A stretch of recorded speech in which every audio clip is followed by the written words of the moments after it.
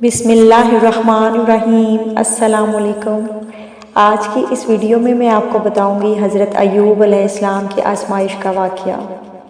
اللہ تعالیٰ نے ان کو ایک بیماری کے ذریعے آزمائش میں ڈالا اور ان کے صبر کا امتحان لیا۔ حضرت ایوب علیہ السلام اللہ کے برگزیدہ رسول الخلیل ابراہیم کی نسل میں ایک پیغمبر بڑے صابر و شاکر ہو گزرے ہیں، جن کا صبر ضرب المثل ہے۔ ان کا نام ایوب تھا۔ ایوب علیہ السلام نہایت دولت مند، صاحب ثروت اور بڑے ذمہ دار تھے۔ دمشق، شام کے نواحی علاقے میں ان کی وسیع و عریض اراضی تھی۔ وافر مال و متاع اور مویشیوں کی کثرت نے انہیں علاقے کا سب سے بڑا اور بااثر ذمہ دار بنا دیا تھا۔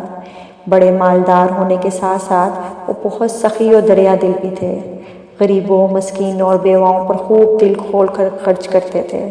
کوئی سوالی ان کے دروازے سے خالی ہاتھ نہیں لوٹتا تھا۔ ایوب علیہ السلام بہت شاکر بھی تھے۔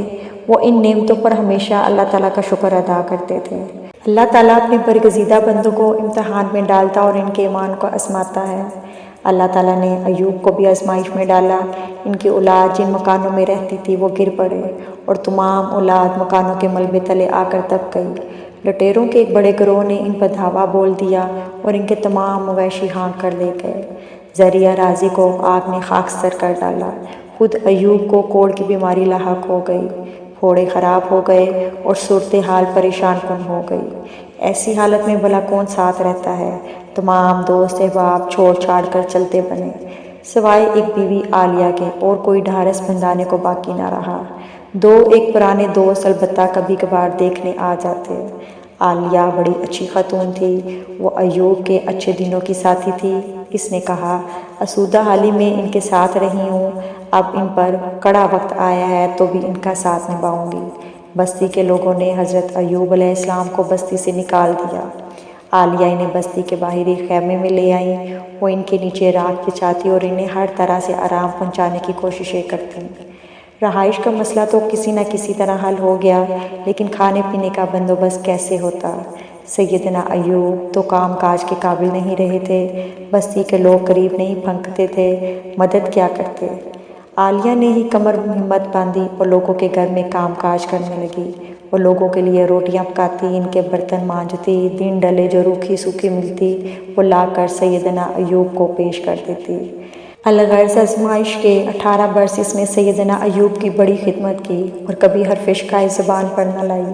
خود سیدنا ایوب کا صبر و شکر بھی دیدنی تھا۔ زبان مبارک ہمیشہ ذکر الہی سے تر رہتی۔ 18 برس کہنے کو تو 18 برس ہیں، لیکن جب جھیلنے پڑے تو یہ بہت لمبی مدت بن جاتی ہے۔ آدمی بیمار ہو، بستر پر پڑا ہو تو چند گھڑیاں بھی کاٹے نہیں کٹتی۔ ایک مرتبہ عالیہ کہہ بیٹھی، میرے سرتاج رب تعالیٰ سے دعا کیوں نہیں کرتے کہ وہ تکلیفیں دور کر دے؟ آپ قدرے ناراض ہوئے اور بولے، آسودہ حالی میں 70 برس گزارے، اب 70 برس اسی حالت میں گزاروں تو حساب برابر ہو جائے گا۔ عالیہ یہ جواب پا کر بے حد شرمندہ ہوئی اور پریشان ہو کر چپ ہو رہی۔ ایک روز وہی دونوں دوست جو کبھی کبھار بھولے سے آیا کرتے تھے ملنے کو آئے۔ باتوں باتوں میں ایک دوسرے سے انہوں نے کہا کہ معلوم ہوتا ہے ایوب نے کوئی بڑا گناہ کیا ہے جو اتنی کڑی سزا پا رہا ہے۔ سیدنا ایوب نے 18 برس نہایت صبر و شکر سے گزارے تھے، ہر طرح کی جلی کٹی سنی تھی۔ یہ بات ایسی سخت تھی کہ برداشت نہیں کر پائے اور بے قرار ہو گئے۔ پھر رب تعالیٰ کو پکارا۔ قرآن مجید میں ان کی دعا کا ذکر اس طرح کیا گیا ہے، اور ایوب علیہ السلام کی اس حالت کو یاد کرو جبکہ انہوں نے اپنے پروردگار کو پکارا کہ مجھے یہ بیماری لگ گئی ہے اور آپ سب رحم کرنے والوں سے بڑھ کر رحم کرنے والے ہیں۔ اللہ تعالیٰ نے ان کی دعا قبول فرمائی، جس کا قرآن پاک میں ذکر یوں ہے، ہم نے ان کی دعا سن لی اور جو دکھ ان کو دیا تھا اسے دور کر دیا اور انہیں اہل و عیال عطا فرمائے، اور ان کے ساتھ ویسے ہی اور بھی اپنی خاص مہربانی کے ساتھ، تاکہ سچے بندوں کے لیے باعث نصیحت ہو۔ ہوا یوں کہ ایوب علیہ السلام جب حاجت کو جایا کرتے تھے تو اہلیہ کام کاج سے واپس آ کر انہیں ساتھ لے کر ان کے ٹھکانے پر آ جاتی۔ اب کہ ایوب علیہ السلام حاجت کے لیے گئے تو اہلیہ کو آنے میں ذرا دیر ہو گئی۔ ادھر اللہ تعالیٰ نے ایوب علیہ السلام پر وحی نازل کر دی کہ زمین پر پاؤں مارو۔ انہوں نے پاؤں مارا تو ٹھنڈے میٹھے پانی کا چشمہ جاری ہو گیا۔ اللہ تعالیٰ نے فرمایا یہ پانی پیو اور نہاؤ۔ انہوں نے پیا اور نہائے تو بھلے چنگے ہو گئے۔ اس طرح ایوب علیہ السلام پہلے سے زیادہ خوبصورت ہو گئے، بدن دھمکنے لگا، فرشتوں کے ذریعے پوشاک بنائی گئی، سونے کی ٹڈیوں کی بارش ہوئی، پھر وہ ایک طرف ہو کر بیٹھ گئے۔ اہلیہ آئیں اور پہچان نہ پائیں، انہی سے پوچھنے لگیں اے اللہ کے بندے، یہاں میرا شوہر ایوب نبی آیا تھا، وہی بیمار سا، تم نے دیکھا تو نہیں؟ سیدنا ایوب علیہ السلام نے مسکرا کر کہا اللہ کی بندی میں ہی ایوب ہوں۔ وہ حیران ہو کر بولی مجھے دکھی عورت سے مذاق نہ کرو۔ بولے بھلا میں کیوں مذاق کرنے لگا؟ ارے بھلی مانس میں ایوب ہی ہوں، آزمائش ختم ہوئی، اللہ نے مجھے بالکل ٹھیک کر دیا ہے۔ وہ حیران ہو کر بولی مجھے دکھی عورت سے مذاق نہ کرو۔ بولے بھلا میں کیوں مذاق کرنے لگا؟ ارے بھلی مانس میں ایوب ہی ہوں، آزمائش ختم ہو گئی ہے اور مجھے اللہ نے بالکل ٹھیک کر دیا ہے۔ تب اہلیہ عالیہ نے بے ساختہ اللہ کا شکر ادا کیا۔ ادھر دو بادلوں نے سیدنا ایوب علیہ السلام کے دونوں کھلیانوں پر سونا اور چاندی برسایا۔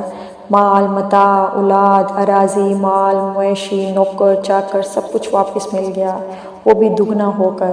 اس کے بعد حضرت ایوب علیہ السلام مزید 70 برس زندہ رہے اور دین ابراہیمی کی تبلیغ کرتے رہے، اور صبر ایوب علیہ السلام رہتی دنیا تک ضرب المثل بن گیا۔ امید ہے کہ آج کا واقعہ آپ کو پسند آیا ہوگا۔ ہمیں اس واقعے سے نصیحت حاصل کرنی چاہیے کہ اگر اللہ تعالیٰ ہمیں کسی آزمائش میں ڈالتا ہے تو ہمیں اس صبر سے اس کا کام لینا چاہیے، کیونکہ اللہ تعالیٰ بہت رحیم و کریم ہے، وہ اپنے بندے کو زیادہ دیر آزمائش میں نہیں رکھتا۔ میری اللہ سے دعا ہے کہ اللہ تعالیٰ ہمیں بھی ایوب جیسا صبر و تحمل عطا فرمائے۔ آمین ثم آمین۔